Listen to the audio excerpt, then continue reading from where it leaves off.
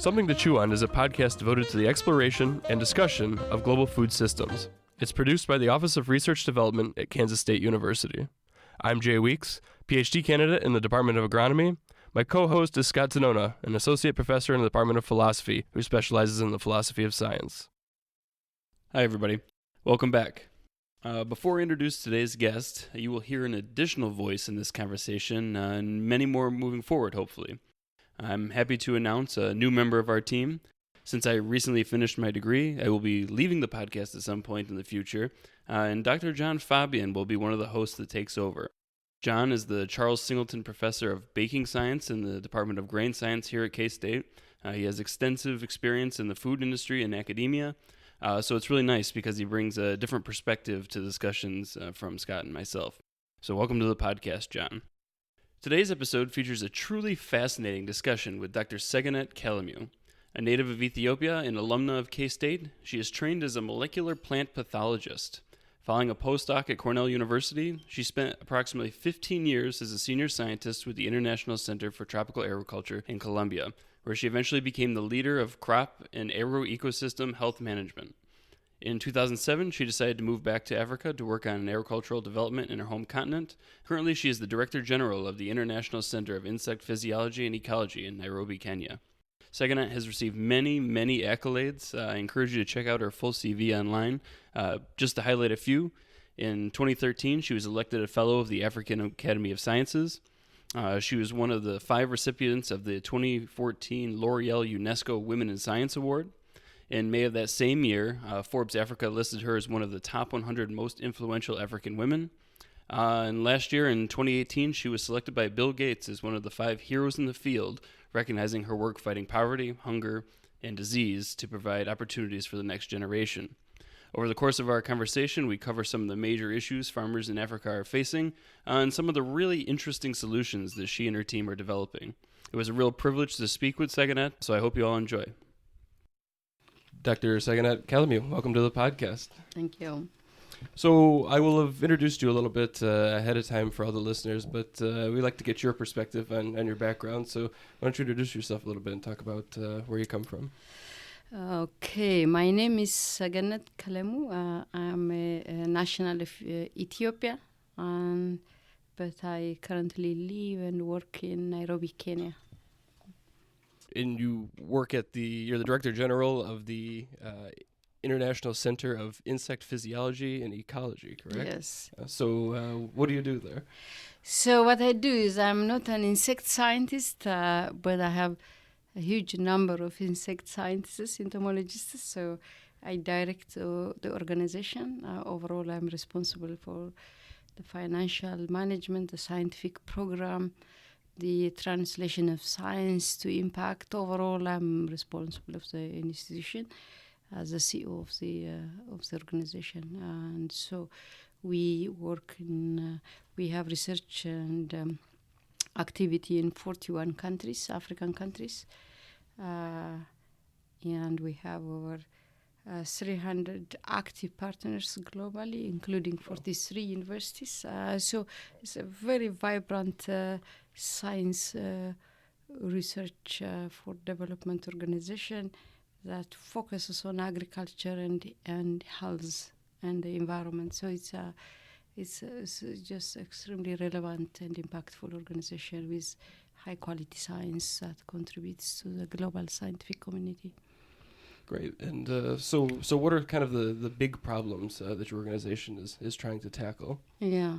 So we are a relatively small organization, but we tackle major issues facing sub-Saharan Africa in food production, in human health, like malaria, dengue, yellow fever, and crop pests, and the diseases that insects that they transmit, and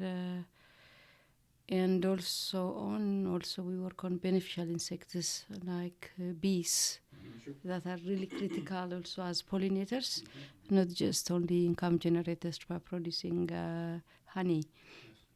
We work also, Africa now has also moved into silk, for example, silk production, and Africa, many countries have aspiration to be producers of silk and exporters into Asia, particularly China. So we are also the only organization that have effective program, also research program, and silkworms as well. So we tackle relevant and really major constraints, production system health constraints that impact multiple countries. We cannot do one constraint that is very important in one country, but it has to have major impact on the continent and also multiple countries that affect, such as certifies in cattle that transmit parasites, and they are really major problem. And also on crops, we work on horticultural crops, because horticultural crops like fruits and vegetables are really important as export income generators, but also for nutrition they are extremely important. You can't live just on staple crops, on maize and sorghum. So it's not just food security, but nutrition matters also to improve the diet of the population also. So we work on all these things. So horticultural crops, particularly, they are vulnerable to many pests and diseases. So farmers apply a lot of pesticides, which leave residues into the pesticide residues in the final product, which affect trade, which affect also health also. So our major focus there is to produce and help generate biopesticides that are natural products and that are effective also against pests control. So we have been really effective in those areas as well. So what are some examples of the biopesticides that you've worked on developing? Yeah, so we have 4 or 5 biopesticides that are currently commercialized and sold across Africa by our private sector partners. We are a research organization. We produce a technology product, but we are not equipped to commercialize them. So we work with private sector partners. They sign an agreement with us, and they commercialize it in Africa and outside of Africa, and they give us royalty out of a certain percentage of the sale, which goes into the research, back into the research. So that is effective. And so our products are so effective now. The company originally that signed an agreement with us, which was a Kenyan-based company, it is so successful, and almost all the products they sell come from us. That a Belgian company purchased this company recently. So we told them, okay, now you are going to sell our products in Europe, but we developed it for Africa. But you are going to pay us a lot more because you are going to make more money. So we renegotiated the agreement. So they are going to pay us more. Yeah. So how many more scientists have you hired after that? I think that's a good point. I think our major problem is actually recruitment. Yeah. Is it? Yes. So there is a really globally shortage of good scientists. Well, that's certainly true, yes. Yeah, so it's really difficult, although we give internationally very competitive package, tax-free salary, and a lot of good package. We pay really a very good proportion of their base salary into their pension plan, contribute, and all this. Still, I think it is a really difficult one because there is a shortage, and the scientists have more options where to go to. 2, I think also there is this bias concept that maybe can't do really high quality science in Africa. Yeah. So although we have first class, like Facilities anywhere else, and facility, right. everything else, and they have a lot of opportunities. You have students to support and supervise and so on. So all this combination. But once they come, we persuade them to come, and they don't want to leave. But getting them there is difficult. Yeah. So I think the European scientists are a little bit more open than others.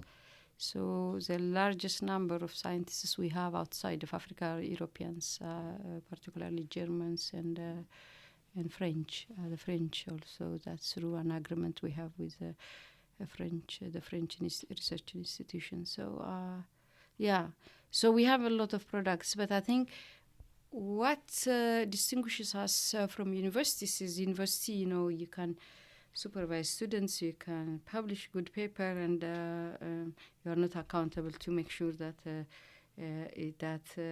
your work is also goes to make impact or to change lives for farmers or health sector or whatever, for society. But we are required to do that. We are not a university, but we are required to have really high quality publications in science, in nature, in all these things. But in medium to long term, that has to be also translated to really solving constraints, problems in society, in agriculture, and that. So that I find it really very gratifying. But also the other thing I like is also the scientists are not just biological scientists. So it's not just entomologists. We have entomologists, virologists, we have economists, we have gender specialists, we have anthropologists, we have all kinds of expertise. So why do we have all these things? Because that when you develop a technology, that uptake of the technology is not always easy. It's not straightforward. Yeah. So there are gender impacts. So, and gender is not neutral always to all the technologies. There are issues, societal issues, and that influence the uptake of the technology.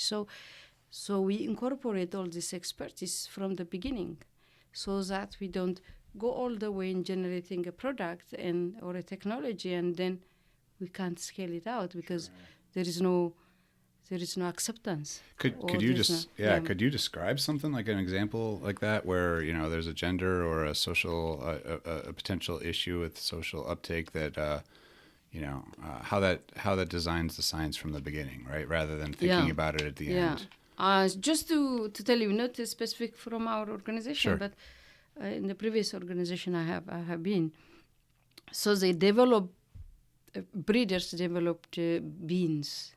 A bean variety, high-yielding variety, and then they tried to release it for uptake. But there wasn't a demand in the market because the preference in the market is like a certain seed color. Okay, sure. So also for women also to take it, also particularly in Africa, the beans have to cook faster. Yeah. Right. So if it takes forever to cook, then next time they will not be hard-shelled. Exactly. They will not pay the price to do. So this, if it was incorporated earlier, what is the preference, the market preference, and farmers, if there is no market acceptance, they're not going to produce the next time because it is business also. Yeah, agriculture is not just feeding them; it's a business also. Yeah, feeding themselves. Yeah, that's very much the same sort of reason that the introduction of sorghum in the United States failed for a whole variety of those very same reasons. Absolutely, And so one of the things also we are doing, this is a new program which is just 5 years old, is that we saw that across Africa and in Asia and Latin America also that traditionally people consume insects. It's a delicacy. It's high protein nutrition. It's a lot of things. So what we notice also is that this is not except maybe in Thailand and in China, but Thailand has mainstreamed that. You can buy a package of any insect, cricket, and other you want in supermarket. Sure. But in Africa, this was not mainstreamed. So it is all the delicacies, insects are collected from the forest by women and children, and seasonally And so what happens is that they overharvest also from the forest, and it causes imbalance also, because some of these insects, also edible ones, they play a role in the ecosystem also. Right. So it contributes to also the depletion of the biodiversity of insects also. So here ICIPE, my organization, has experience in mass rearing over 100 species of insects for research purpose. So I said, why don't we start a program in insects for food and feed? So organic chicken, they go around in our garden to pick. What they pick is insects. So right. So this is not the thing. So if we translate this, apply our experience to edible insects in mass rearing them on substrates that are easily available, that are cheap, so we can mainstream this. So people can produce it like chicken, like fish in their backyard, and enhance their nutrient also, the nutritional also security, because our food system is not just filling your stomach with starch. You have to also get other nutrients. So we started that, and that is now our fastest growing program. People got really fascinated. Donors really were like something new. They were investing and approving our proposals and so on. And I think the beauty of this is also that we managed to influence policy as well.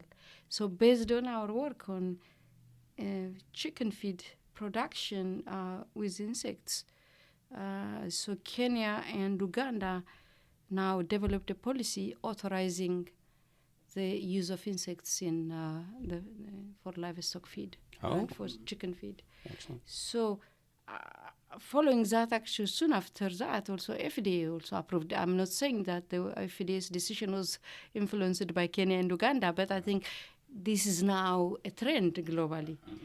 So because in this protein economy, that source of protein becomes a key issue.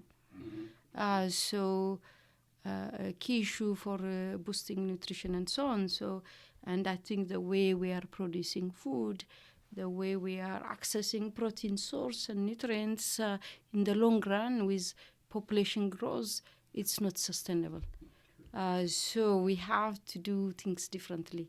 So we see that insects are replacing a lot of this, particularly in feed, in animal feed also. That's interesting. So you actually, in some of these cases, you're really serving as the proof of concept for others to other countries as well. Yeah, now actually, now the chicken feed for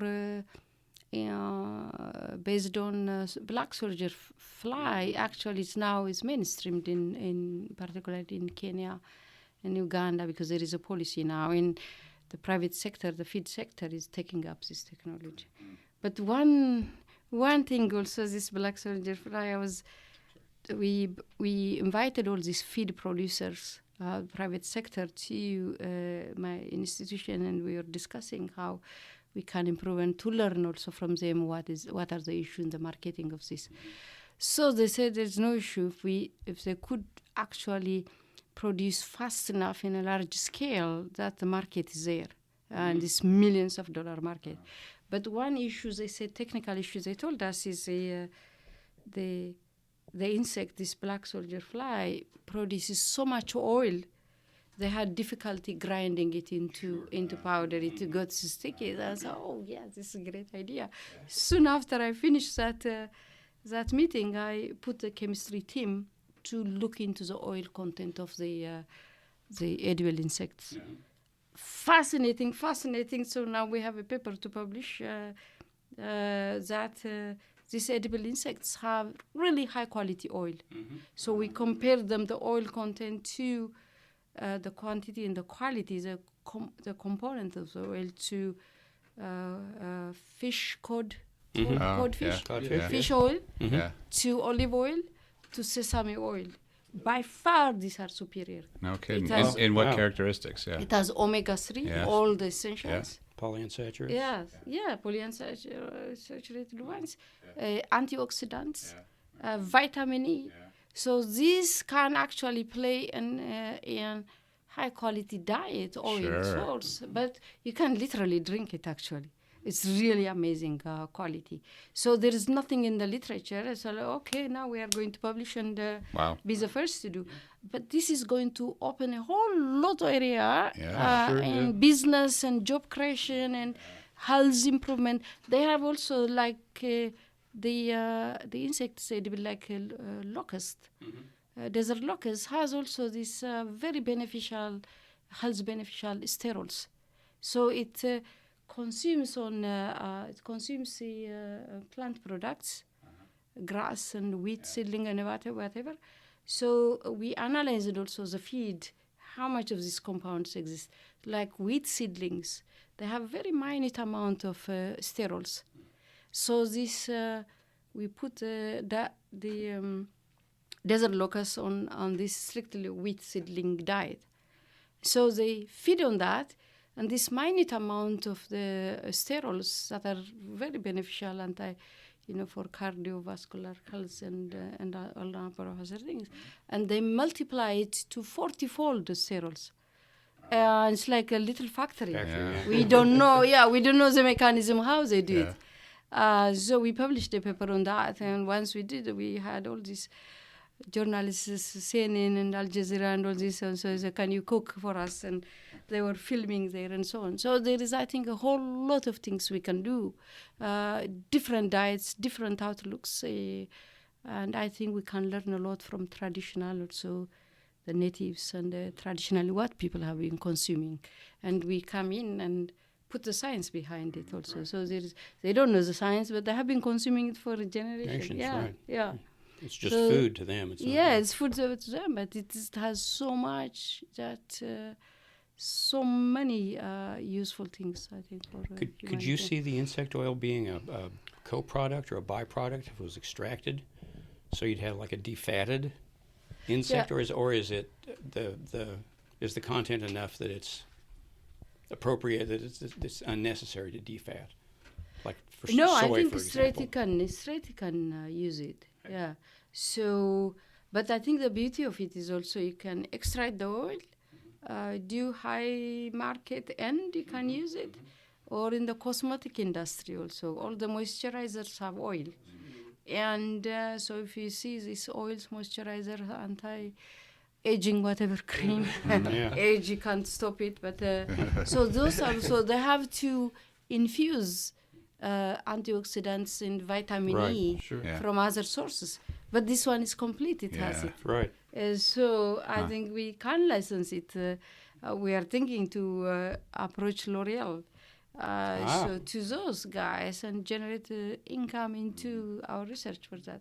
But I think the beauty of this also, once you extract the oil, the byproduct there also, the protein, the fiber, you can repackage it for feed also. Sure. So you can't lose anything. Right, And what we have done is also, when we were developing the insect rearing methodology, we are looking also different substrates that are cheap, that are also easily accessible. So we are producing them on restaurant waste, kitchen waste.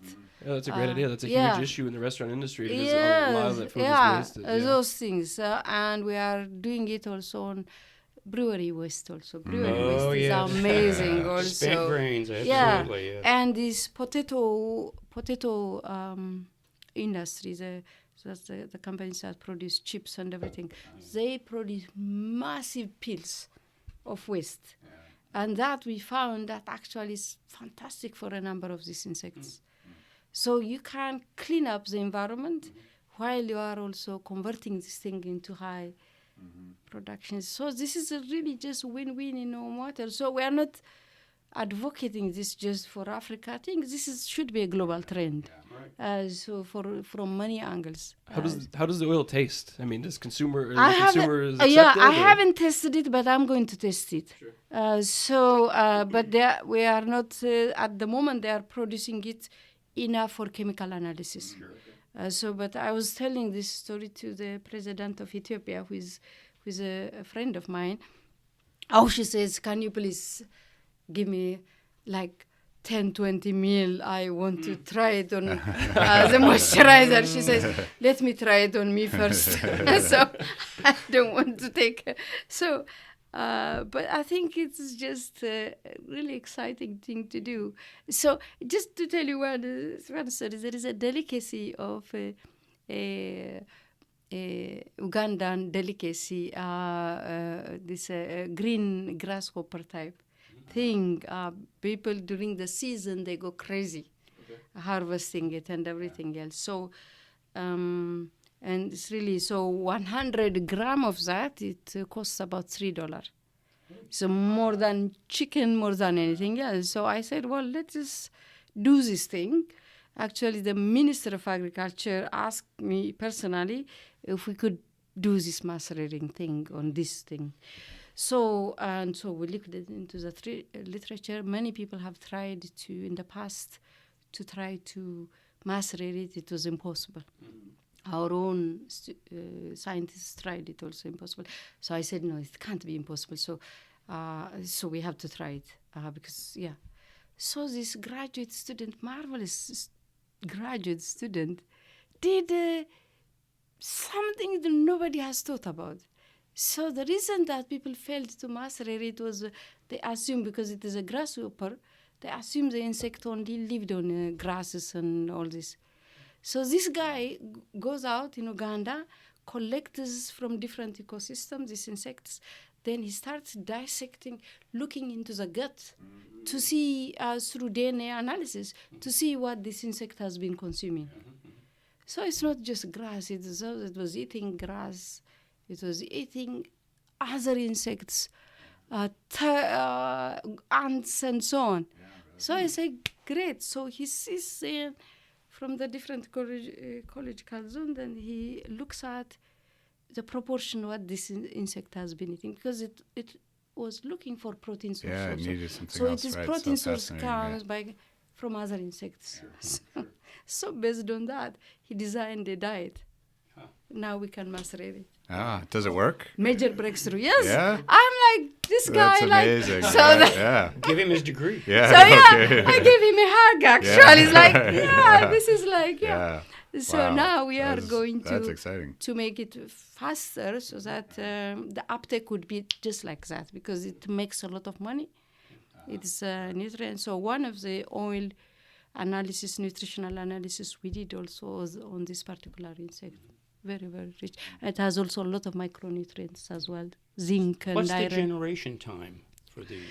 Yeah, this is variable among the various insects. So for this particular insect, so we are trying really hard to perfect the system, so that we can really boost the colony size as well. The colony size is still low. Okay. But the generation time for most insects is really not more than like 4 or so, 5 weeks. Do you have to trick them into believing that it's winter or not winter or seasonally? Well, it's these are tropical. It's all tropical. They're all tropical insects. So it's year-round generation. Yeah, all year round. But what we try to do is to imitate the nature, the natural habitat where they have been, and the diet also we rear them also is also tries to imitate their natural diet also. But we have to see also how. So one thing also we notice is that when you are putting them in a confined space, there's a lot of cannibalism. Yes. They eat each other. So we are learning in the process a lot of things. We are learning also. So. And how we can do this and make it more effective.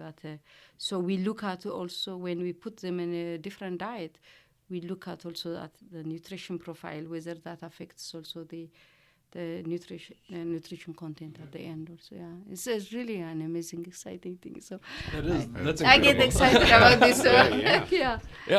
I mean that's amazing. It's really interesting. So, assuming you'll perfect this system, right? Yeah. Will it then go to roll it out to smallholder farmers so that they can grow them, or will you try to work with a company to do this on a larger scale, a little bit of both? What's the process? Excellent question. So I think it will be both sides, but the smallholder farmer, it will be maybe for consumption, their own consumption to enhance their nutrition. Sure. But they can also sell. So this is really a good question that you are asking, because that modality also matters. Right. So we got a relatively good side funding from the Rockefeller Foundation to test 5 different models for this. Really? Yeah, absolutely. So one of the models we are testing is actually the companies, and we talk to the various companies also on the ground. So what would you like to do? So one of the things that they have preference is to set up outgrower system where they contracted farming, where they contract selected farmers to produce high quality insects and with a guaranteed market and supply the companies. So that's something like Tyson would do here in the United States for chicken, right? Exactly. Or you would do for barley seed for producers. malting, or hops, or yeah, a lot seed of producers do also. I think we see that would be really a win-win for. Sure. One, it would give a guaranteed access and market to farmers to produce and generate this produce and supply the companies, and they have a guaranteed income. Yeah, hard The cash. other one, they can produce also, and they consume also themselves. Mm-hmm. So we see that model may be the win-win one. What are the major different kind of impacts you're thinking about when you're thinking about these different models? Which one works, but works for what? Impact on the farmers. You looking to sort of feed as many people as possible? Say something about the different kind of variables that matter to you. Excellent. I think excellent question again. I think I'm impressed with you guys. So you're easily impressed. Yeah. So this is a really good question. So I think from our perspective that one, we really want to boost the nutritional quality, the access to nutrition to people. So in most people, the diet is not diverse. So starch is like heavy consumption of starch and just for energy. But I think that is not good enough. You have to have a balanced diet. So nutrition is really important for us, that they have access to a balanced diet and nutrition where they can get micronutrients, they can get protein, they can get vitamins, and so on. The insects happen to provide all this in one package. The other is, I think, so people don't just live on food only. So we have also to make sure that they have income. The incomes that they can send their kids to school so that they have better quality of life. And education is what can you give to your kid better than education? For a lifetime of gifts of livelihood and knowledge and so on. So that is really important, income, really important. The other, I think, which really matters to me personally, is also reduction of labor to women and children. Mm-hmm. So if women in Africa are really given a disproportionate amount of task, it's just from morning till night, it's endless. So this... which affects the possibilities for education and things too, right? Absolutely. It impacts. If you are squeezing women to just spend a chunk of their time just on labor, go and fetch water, go and fetch feed to animals, go and fetch insects from the forest. Grind the grain. Grind the grain and do this. And you are really short-chaining also the kids.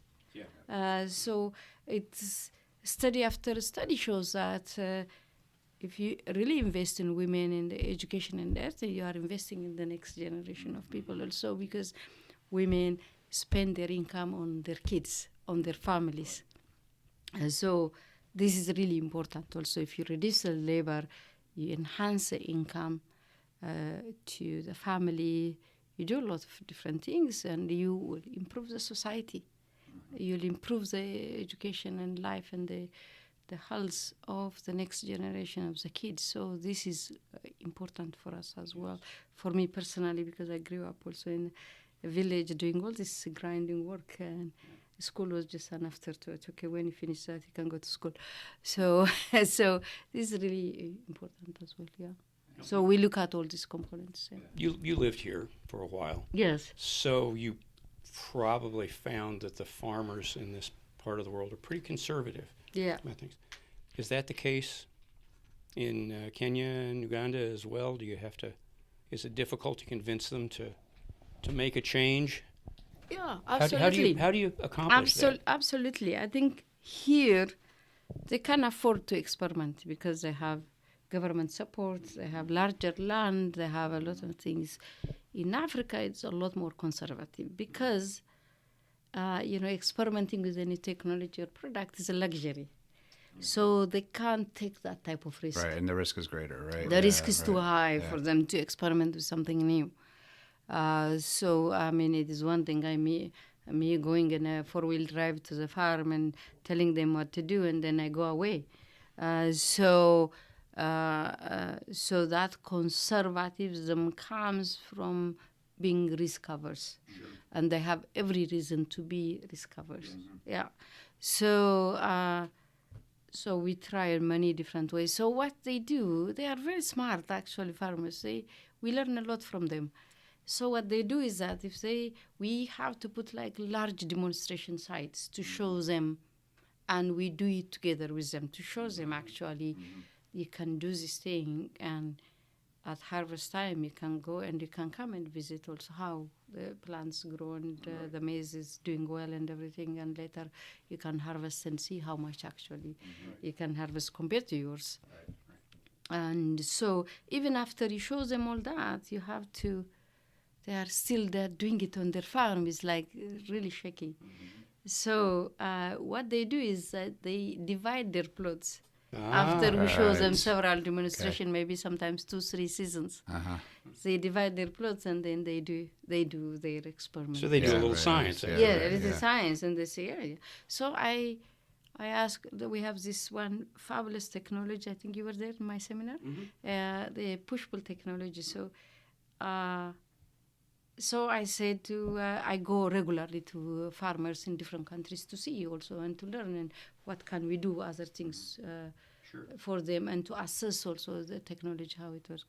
So I said, let me go, take me to a farmer who is a first-time adopter of this technology to see. So they took me to this farm, and the guy had a small plot of this Pushpull. The other is there, just regular, and this one, the regular, was just so pathetic. This one is really booming. So for the listeners who aren't familiar with this Pushpull, it's a really fascinating system. Would you mind describing it quickly? Yeah. So the Pushpull technology is it is a very knowledge-intensive technology, but the establishing it is fairly straightforward. So the crop you have, if it is maize, it uses 2 companion plants. One a legume called desmodium, and it is intercropped with a maize. The other one, a grass, a forage grass, is a feed for animals. It is planted in the border surrounding the field. So how this was done is a lot of science, a lot of chemistry is behind it. So I'm not going to try to explain that. But so the plant, the desmodium, which is planted intercropped with maize, it naturally emits volatile compounds into the air, which the insects hate. So it repels it. So it is a push, that's called. The grass produces other set of compounds that they smell and is attractive to the insects. So they run away from the maize because of this intercropped plant. And then they go to the grass. They go to the grass. Yeah. They lay their eggs, but the eggs cannot develop. So because the grass actually is not a real host to them, so they are just fooled. So that the cycle just can't complete. And fascinating thing. So this was developed 20 years ago by us, by ICIPE, long before I joined, to control one major pest called stem borer of maize. But over the years that we discovered that it actually does a lot more than stem borer. It controls a very nasty